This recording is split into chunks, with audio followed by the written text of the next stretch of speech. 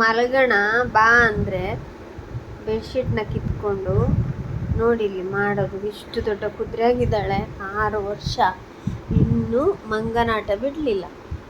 ತಂದಾಗ ಮರಿ ತಂದಾಗ ಹಿಂಗೆಲ್ಲ ಮಾಡ್ತಾಯಿದ್ಲು, ಬಟ್ಟೆ ಹರಿಯೋದು.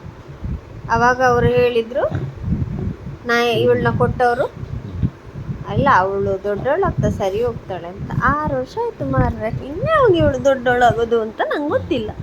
ನೋಡಿಲ್ಲಿ ರಾತ್ರಿ ಬಂದರೆ ಬೆಡ್ ಮೇಲೆ ಇವಳದು ಭರತನಾಟ್ಯ ಶುರುವಾಗ್ತದೆ. ರಾ ರಾ ಸರಸಕು ರಾ ರಾ, ನೋಡಿಲ್ಲಿ ನೋಡಿ ರಾ ಮಾಡೋದು. ಹಿಂಗೆ ಎಲ್ಲಿ ಮಲಗೋದು, ನಾವು ಕೆಲಸ ಮಾಡಿ ಸಾಕಾಗಿ ಬಂದಿರ್ತೀವಿ, ಇವಳದು ಈ ಥರ ನೋಡಿಲ್ಲಿ ಹಿಂಗೆ ನೋಡಿ. ಕಾಣ್ತಿದ್ದಲ್ಲ, ನಿಮ್ಮ ಮನೆಯಲ್ಲಿ ಹಿಂಗೇನೇನಾ? ನಿಮ್ಮ ಮನೇಲಿದ್ದಾರೆ ಈ ಥರ ಮಕ್ಕಳು?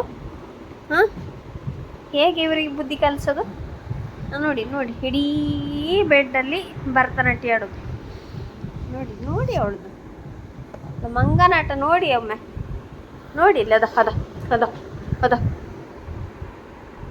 ಮಲಗಲಿಕ್ಕೆ ಬಿಡಲ್ಲ, ಏನಿಲ್ಲ. ಸಾಕಾಗಿ ಬಂದಿರ್ತಾಳೆ ನಮ್ಮಮ್ಮ, ಪಾಪ ಮಲಗಲಿ ಅಂತ ಇಲ್ಲ.